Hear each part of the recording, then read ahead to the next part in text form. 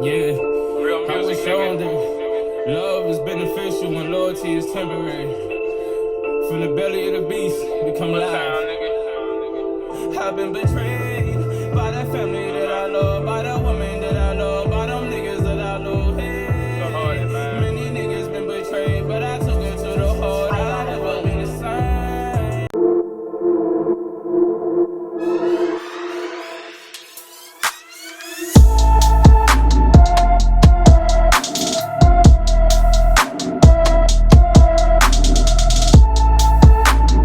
What's up, everybody? I'm Blessed and Free. Welcome back to another episode of DOC TV.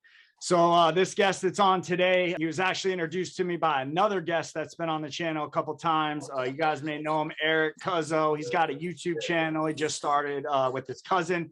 I'm going to link his channel in the description of this video.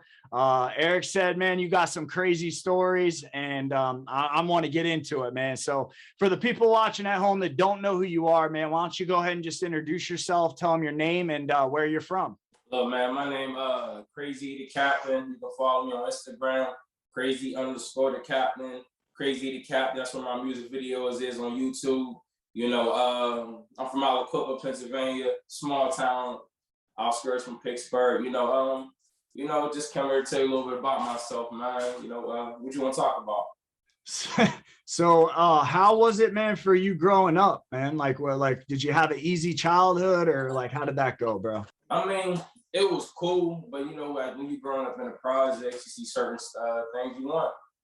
Certain shit you can't get, so you just sneak around and get it. You know what I'm saying? And it was cool. My dad did 15 years in prison.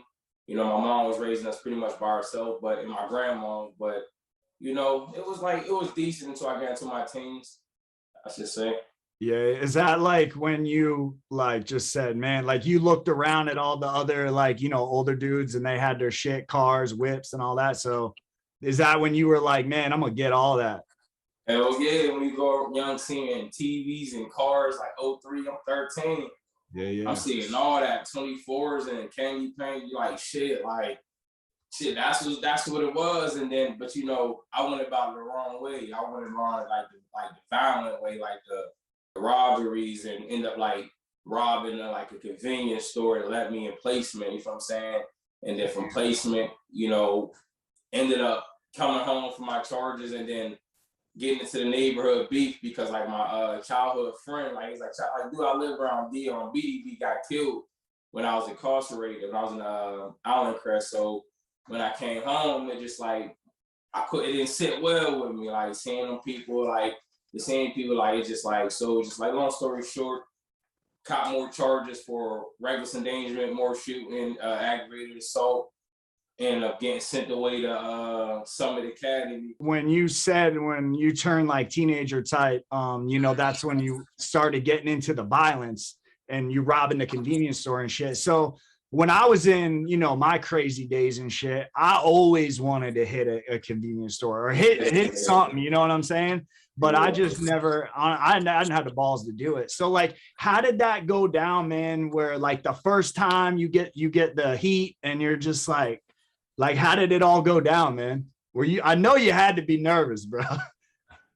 I mean, I'll be honest, it just I just didn't care at that time. I just thought if I just put a red bandana on my face, and that time I used to gangbang, I would be cool, but I got identified by my lazy eye.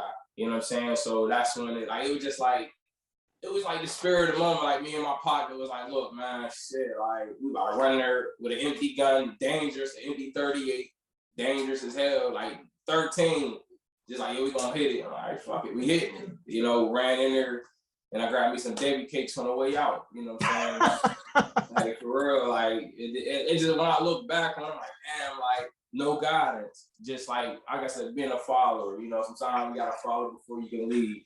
Hey, I can't imagine what the surveillance tape looked like. Yo, bitch, give it up. You're running out. Debbie cake, let me get that. I'm a fat dude, man. I work. Hey, bro, that's gangster shit right there. Yeah, that's not. Anybody watching, don't rob stores and shit. But all right, man. So I mean, what'd you get for the lick though? Oh, it was something petty. It wasn't worth juvenile time. It was like, it was just more or less a life lesson. Like, it was more or less me getting preserved to be, you know, I don't know, it was like, it was dumb as hell, but like 13, you don't think like that. You be thinking like, shit, like, I don't give a fuck. Stealing cars. $200 is a lot of money. You know what I mean? It wasn't a lot. I swear, like, even if it was a lot to me when I was young, like, $100 wasn't nothing now, you know what I'm saying? So it was just like, it wouldn't have been worth it, you know what I'm saying? Especially just stealing the car right after it and shit. Like, it's just like doing stupid stuff, you know what I'm saying? That's how it was. But it was fun at that age. When you were out there doing licks like that and shit, like being a shooter, basically, what was like one of the times like where you were like, damn, that shit was close, like, or it like or it got real violent, like if you had to pick one? I mean, the one I got locked up for was just a broad daylight one. It was just like I mean, I don't know. Mind you, I never talked about this type of stuff, so it'd just be like, I'm more private, but it's like, it was already out there, but it's just like, at that time, it was just like, it was more or less on revenge. It was more or less on revenge, so it just be like, get them before they get us, and that's how I was raised. Like, so that was your big case then? That was just another juvenile case. Oh, okay. So when did you catch your first big case? I don't know, because it's like, I had a couple, it depends, like, I'll be through a lot of stuff, man. So it's like, big is big, or shooting, we're a small town, so they're all serious. Like, I came home off of them, and then basically, I ended up going to jail for a long time, for 5 years, if I'm saying, for a handgun. I got charged for possession of a firearm. So I did 5 years, came home, and then I ran into some childhood friends, which gave me a ride. And long story, his gun got drawn on me, and I snatched his gun and shot him with it, and shot him in his face and his side. And long story short, I got charged for it and everything else, but he ended up being a CI, confidential informant. So anything that I have done, they was coming for me anyway. The U.S. Marshals looking for me, top 5, kicking in multiple houses for me, putting awards out for my freedom, only because like I'm defending myself. But him being a dirty person, you know what I'm saying? I'm thinking he's still dirty rat. Like, he need a rat or somebody do anything to survive. But long story short is, that's me not coming home and reevaluating people that I once knew, jumping back into the mix, thinking we can transaction this, you can give me a ride this, you know what I'm saying? Yeah. And he been a rat, you know what I'm saying? Like, you know, he been telling, you know what I'm saying? Got a lot of people in federal custody, got Javon Clancy life in penitentiary and shit. So it's like, I just never seen nothing until I went through it with him. So I was more naive to the fact that people grow up and people become deceitful. How many state bids did you do? I just did one. I've been charged for like 3 attempts of homicides in 11 months, and basically got acquitted. You hit 3 attempted murders in the span of 11 months? Yes, and was yeah. You bought that life, homie. No, that was the past. No, I know. I'm saying in the past though, you were ruling with an iron fist, dog. Like, yeah, so that's why I put it in my music now, because like I'm more or less like, yeah, I mean, it's just because like, but I never was the aggressor. I was more like the protector. Like, I just never played with people. Like, I wear glasses and got a lazy eye, so people would think I was sweet for the kill or some shit like that. And you know, I walk on my tippy toes, so they thought I was goofy or something. So I don't know what they thought, but I was never the main aggressor. They were like, man, I watch him, he's sneaky. I just don't. I'm not sneaky. I just understand we got cameras and we got people who like giving information up. Have you ever been shot? Yeah, I've been shot. Okay. Where'd you get shot, man? I got shot on my leg, grazed in my finger. Clean through? I mean, the fragment's still in my leg. Damn, man. All right. So let me ask you this, man. Like, I know we're talking a lot about the street, and you said you did 5 years, man. So I heard you say in the beginning, like, you were affiliated. You don't have anything to do with that now. When you go into prison in your state bid, like, are you banging out then? Or no, I be chilling. Oh, okay. I be like, because I watched my childhood role. That's why I don't trust people. I watched my childhood role models get indicted by the federals and snitch on each other. They just, like, dads telling on kids, and like dudes wearing wires on their cousins, and like It's pathetic reading the paperwork. So I'm like, I vowed not to go through it. Cause like the reason why I chill, cause I like they gonna have to kill me before they put me back in, or that's how I used to be feeling. But it's like that's why I didn't know what freedom was. You know what I'm saying? So now, but like when I was 19 in the county with CUZZo, it was more wild. Like we was like, I'm from Alcoa, he from Hopewell. This dude like clicked. Like we both, I'm 18, you 19, and me and we cool as hell. Like he's always give me the rap when I was in the county. We fighting this homicide. I'm like, yo, like. CUZZo gonna beat his body because he related to Collar fella, some shit like thanks. That's his daughter. It was like the way he was like young and the way he was set up, like he was good. You know what I'm saying? He was just like, and I fuck with him. And everybody in the compound fuck with him, but we was all young and misguided at that time. When I interviewed Eric, you know, there's a lot of hate, man, in the comments on him, and people are like, there's no way he's living like that. They were saying he ain't even affiliated. Like that shit's bullshit. So you were in prison or in jail, which is basically the same shit. You guys are in there for a minute. You're fighting cases. Tell the people how Eric was living. Shay was cool. If they thought he was pussy and I'm cool with him, I say he earned my respect because like, you know what I'm saying? He was like the littlest dude on the compound in Beaver County Jail. And you know what I'm saying? Even like they used to get like this is how much people loved him. There was people fighting their own serious charges. The DA would come to him like, yo, what can you tell us about Eric Costo? And the dude would come back and tell him, like, yo, you're been under investigation. They used to question him about shit that we was doing on the compound just because he's a white boy, think he's gonna flip on us, and he never would. And we was like that too. You know what I'm saying? Even when we got into a riot down there, our city versus another one, he was in there with us. We all went into the whole RHU under investigation. Under like 60 days, most like 90 under investigation. And they put us in and I got another fight down there. And they put us in isolation. So it was like we was down there because nobody said nothing. Then they ended up just letting us out and put us all different calls. In that county jail, when you guys were in there, what was the craziest thing you saw in there? Just riots. The riots. The riots? The riot was the craziest. The CEO was so scared. He was at the desk like this. They didn't call us like 15 minutes like this. Hey, he's like, y'all got that. Yeah, like, but like, and how about when they accidentally opened all the top doors? And then when Mama probably doing shop yo, we on lockdown for the riot. They finally get us all in the cells, right? What'd the riot pop off for? It was just like, it was a misunderstanding. That's like tension. Yeah, it was over some dumb shit. It was a misunderstanding, but it was like, fuck it, right is right, wrong was wrong. We all was gonna go anyway. So it's like, it is what it is. You got to pick your side. And it was like, I'm like 18, about 150. You know what I'm saying? But like, I always know how to wrestle because I damn near went to States of Glen Mills for it was like a school, and I know how to wrestle. But it's like dudes as big as hell, and it was like it was like basically out of town dudes. And it was just Quip versus Beaver Falls. No, it wasn't.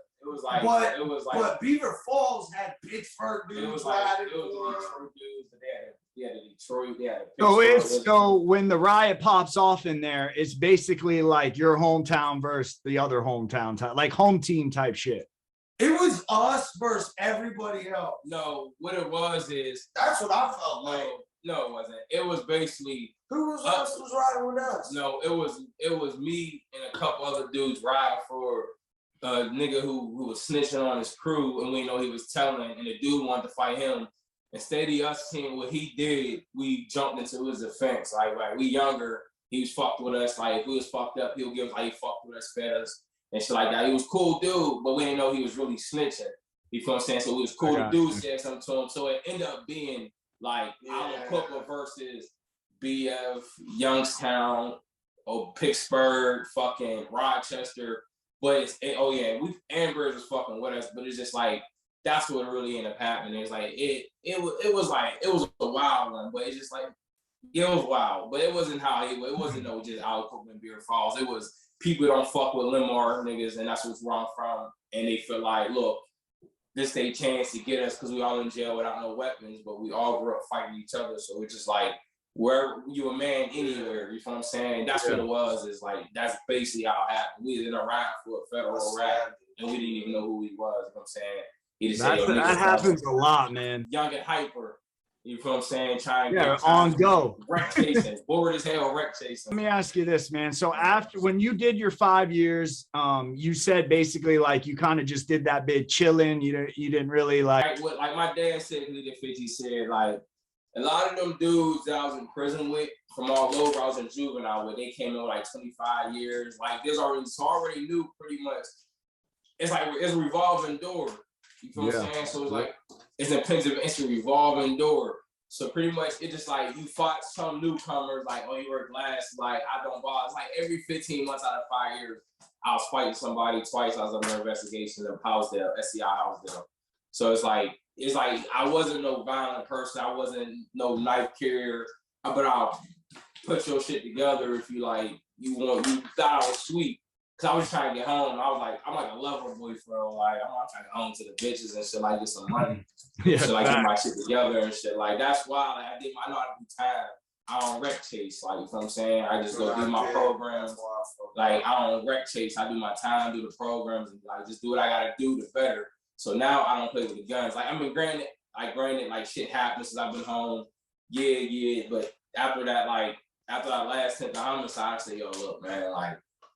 They'll roof me for self-defense. So like the way I go about it is just switch it up. So like some dude around my way named Piddle put me up on the property. He's like, you gotta just like buy the cribs off the repository.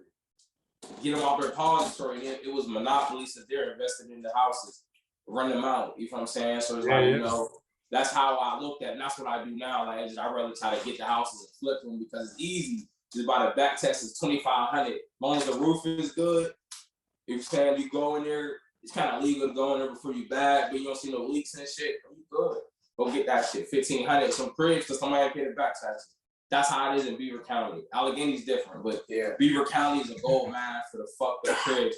You might think they're dilapidated, but they're not. Like you just gotta go in there. Like it's all the wood's just old. Yeah. All it is the wood old. Like I seen Piddle bring a house from the top. I just go in the bathroom. I said, go to the basement.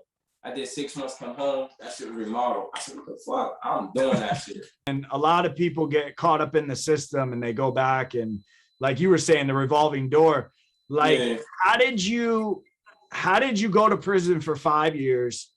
I mean, before that, you know, you're definitely living that life, shooting and shit. So when you got out, man, like, how does somebody live that life, go do 5 years, get out and say, you know what? I'm done. I'm going to start like, there's too much legal money out here. I'm going to get it this way. Was that easy for you? Nah, it's a lot of trials and tribulations, but I realized don't nobody love me. So like, I'm not saying like that. It's like, it's nothing's forever. I don't have no kids. So it just be like, I'm 30 and I was like, shit, like I just got nothing. My life says no limit. I got so much inspiration, so many goals that I want to achieve. And I'm from a small town. It's like a crab in a bucket. Like your closest partner, like we had outlets and have shit going for them, and they'll just keep it to themselves. Like so when I used to be loyal, and I see it, and I see that like people don't want you to like to really go to your limit. So I'm like, damn. So I just you go your own way, and that's why like my boy Marv is still Junior. Like, he is like when I was down on my ass, like yo, bro, come on. I know she was 15, 26, 2 kids, a woman. You know what I'm saying? My business partner, we go through it all. You know what I'm saying? Like, then like me and CUZZo clicked up. Like, this is the next best thing. You know what I'm saying? Like, I know him. He's still the same. Like, just maturing. Like, you always say, we men, from boys to men. So now you just gotta build your career, build what you want to go on, like, because like it's so much. If I was misguided and I went to prison at 19 to 24. Imagine with the youth that came up under us. Yeah. So that's why now I'm home living with them. Like, you motherfucking janky. A lot of dudes go to prison and waste their time. Yeah. They don't better their mind. Hell yeah. They read all fictional books. Hood novels. Hood novel after hood novel, which is the same thing once you read one. I just realized this. Like, I realized this, man. Like, it's out of sight, out of mind. And like the world don't stop without you. You know what I'm saying? No matter how much if they love you, they'll stick around. But you gotta understand, some people burn their bridges. I was just 19, so I just didn't get to build bonds with people. But like when I see this new wave, like people are hanging around, how they take care of each other when they go down and poke bomb for each other. I'm like, yeah, that's some real friendship. That's how, cause like I'm 19, we all 19. It was like, man, like fuck it, like niggas, they grew. It's like who you grew up under. Like I grew up under Ronnie Lucas. You know what I'm saying, and like if I'm saying, so he was more like a giver, a passionate person. He'd be on his dog shit, but he got gunned down when I was doing 5 years in prison. So like I even woke my head up, don't let nobody get close to me. You know what I'm saying? Because the people, trust nobody. Yeah, he fed somebody, and no matter a disagreement or anything, he left me for dead in that house. I just never let an outsider get close. You know what I'm saying? That's why I was grown. That's why I said, like, it's just how I grew up is different. Like, I grew up with morals, but I realized you can't live off them old morals. You just gotta live off like you, built for you, live for you, and the people who you built relationships with. That's what type of shit I'm on. Like, that's why I said, like, this opportunity right here, DOC TV, 813. I say, yo, like, that is an opportunity of the world for you to do, because, like, I'm going to grow. I'm going to come up. Like, and you had me on your talk show first. I've been trying to get on top for a minute because I do my music. I didn't know it was going to be on this. I ain't going to lie. I was trying to get on some, like something like with my music, but this is really my story. My music comes second. Your music is what your life was. So it's kind of all together, man. Like, it's like a biography. Yeah, but this right here, DOC TV, when they see me and they seen I was in the yard with them and they seen I was running the track and I used to be in the circles freestyling, because I really never like spit my written music because people would still switch it up and go home and make it like, I ain't with that shit. So, but like, they would see me like, yo, he really did it. He wasn't just prison rapping. Like, I didn't even know how to be in the studio and function in there until I went in there with P-Dot, like a local rapper around my way. Like, he put me in the studio, like, yo, bro, we got punch in. Like, you know what I'm saying? Like, me and him in the studio all the time, you know what I'm saying? But like, it just, I had to get reacquainted with society, more or less like be the hardest part. Yeah, that's the hard. It's like I had people like I can gravitate more, but like be more social. Now it's like you can't tell me nothing. Like I'm comfortable, I'm living, I understand what's going on, I understand what the trickery, what tricking out to spot means. So I just realized like no limits. I'm being taught. No limits. I work with CUZZo. I fuck with him like because I be telling out, bro, you burnt out. We got to slow down, bro. You shot out. Chill the fuck out, bro. So when you got out, man, and you made all these changes, what was the hardest change for you, man? Getting out of prison, being re-entered back into society? Becoming social. That was the hardest. I didn't know nobody. It's just like, but the hardest thing for me was just like to really trust people, because I feel like everybody leaves. Everybody gonna leave eventually. That's how I feel, bro. Yeah, so it's like, especially when my mom just passed July 21st. You know what I'm saying? So like, it's just like, it's recent. So like now, like shit, I don't got no kids, I ain't got nothing. So it's like, I live for me and like my niece and my nephews, but I see no limit. I see if I keep pursuing, I will be just as great as anybody who started off in my position. Would you say, man, that when you got out and you're saying it's hard for you to be social, and do you think prison or maybe the life you were living before that caused you to kind of be antisocial? No, I think prison, because it's just like people, shit, I got like people, I ain't seen nobody. I had 3 visits, 5 years. Yeah, I got 3 visits in 5 years, and I barely got on the phone, because I feel like if I call you more than one, like if I ask you something 3 times throughout like the year and you don't do it, then that next year I just X you out. So eventually I would just call my dad, because he would come through, and my friend Jessica would come through, you know what I'm saying, like talk, it would be cool as hell, like, you know what I'm saying, just cool as fuck. So basically that's how it was, but everybody's left but my dad, you know what I'm saying? So then like, when I'm getting close to coming home, like 9 months in, I start calling home. Then I just got reacquainted with the younger youth that I used to mess with when I was home, like come talk shit to. They'd be over there chilling, like they were young. I'm 19, so they like 13, 12. Now they like 17, 18. I'm calling them, talking shit to them and shit. You know what I'm saying? Like talking shit. They talking shit to me like I was size 13. I whoop your ass now. I'm like, shit, I'm going to prison like everybody with a size 13. Oh, that's a big ass nigga now. Like, hey, I heard about them 13s, boy. Well, so it's like, I was in a time capsule. So like 5 years was just good enough for me, because I got to go away and then I knew people. But like 10 years, I'd have been like just as lost. It's like, how he say he lost, yeah, he's burnt out. Like yeah, he burned, Eric is burnt. Like he's like that. He just, but he got a head on him. Like I be like, it ain't that serious. You gotta give people passes now. Like I'll give you a pass. Like all right, you got it. Like yeah, he not with that shit. Like no, like you No can't pass. talk to me anyway. No pass. Eric ain't on no pass shit right now. I'll give you a pass. I'll give you a pass and he'll get on you like, nah, fuck that.